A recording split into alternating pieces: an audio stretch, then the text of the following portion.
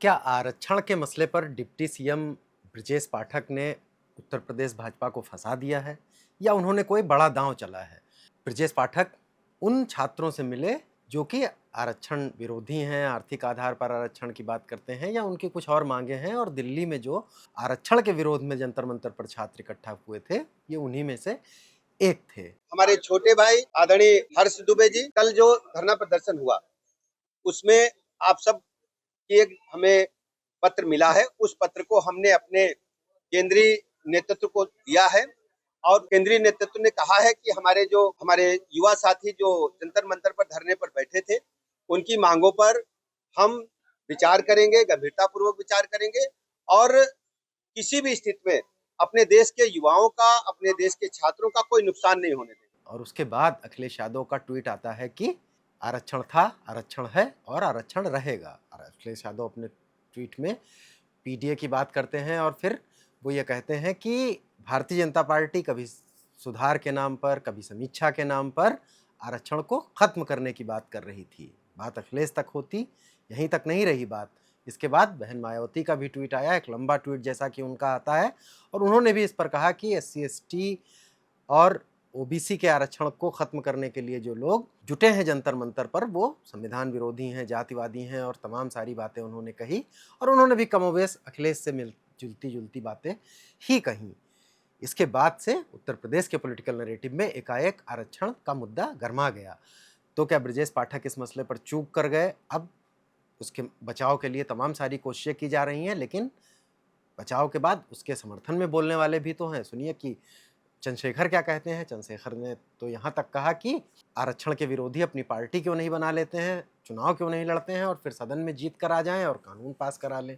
और वो भी बहुत बरसे इसको लेकर। उन्होंने भी कहा कि आरक्षण कोई छीन नहीं सकता है। जो साथी आंदोलन कर रहे हैं, मेरी उनको राय है कि वो सब लोग अपना दल बनाएं और दल बना के आगामी लोकसभा चुनाव में, विधानसभा चुनाव में पार्टिसिपेट करें, अपना संख्या बल बना लें, उनका बहुमत हो जाएगा, बहुमत बना के वो कोई भी कानून पास कर दें। तो अब जो आरक्षण विरोधी, आरक्षण एक भारतीय राजनीति में आरक्षण एक ऐसी चीज है जिस पर लगभग सभी पार्टियों में सर्वानुमति है और कोई इस पर कहीं बोलता है। और मोदी के कार्यकाल में, जो उत्तर प्रदेश में भी योगी के कार्यकाल में भी अगर आप देखेंगे, तो आरक्षण के मसले पर मोदी हमेशा डॉक्टर अंबेडकर की बात करते हैं, खुद के पिछड़े वर्ग से होने से बताते हैं। और ये माना जाता है कि भारतीय जनता पार्टी ने पिछड़े और दलित वर्ग में इन 10-12 सालों के कार्यकाल में बहुत अच्छे तरीके से जगह बनाई है और उन्होंने उनका एक अच्छा वोट हासिल करना शुरू किया है, खासतौर से पिछड़े वर्ग का। तब ब्रजेश पाठक मिले और उन्होंने कहा कि वो ये मांगे जो है केंद्रीय नेतृत्व तक पहुंचाएंगे। इसकी वजह क्या थी? एक इसे क्या कोई इसके पीछे दांव था? एक ये भी कहा जा सकता है कि उत्तर प्रदेश सरकार से जो ब्राह्मणों की नाराजगी का नैरेटिव है, क्या उसे अपीज कर रहे थे, उसे तुष्ट करने की कोशिश कर रहे थे ब्रजेश पाठक। ब्रजेश पाठक उनसे मिल के हर्ष दुबे और एक किसी अन्य छात्र से मिले और उन्होंने कहा कि हम आपकी मांगों को रखेंगे, आप हमारे भाई हैं। लेकिन इस मसले ने रंग थोड़ा दूसरा ही ले लिया।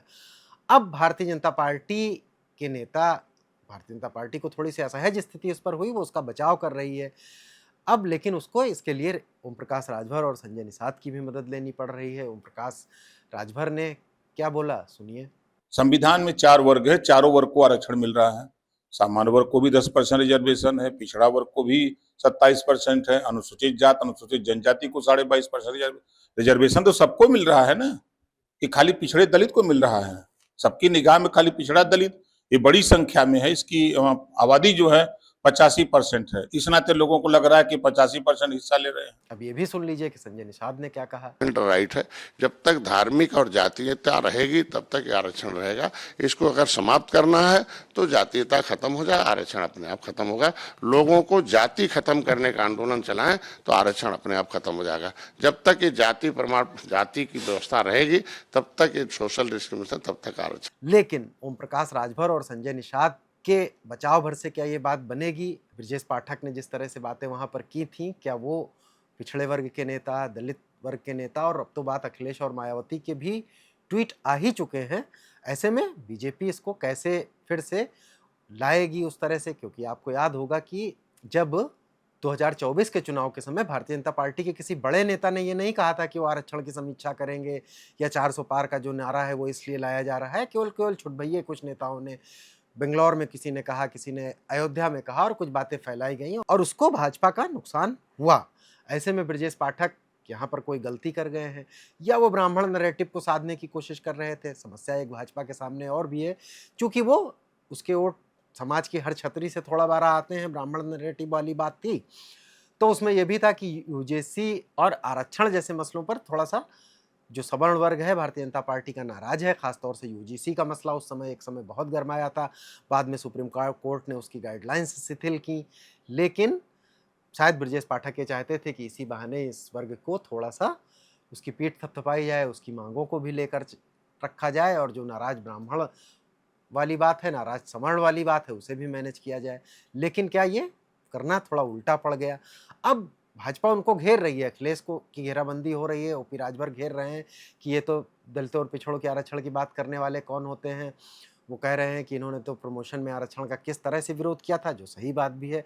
समाजवादी पार्टी अगर इस इतिहास को से पीछा नहीं छोड़ा सकती है कि उसने एक समय दलितों के प्रमोशन में रिजर्वेशन का किस कदर विरोध किया था।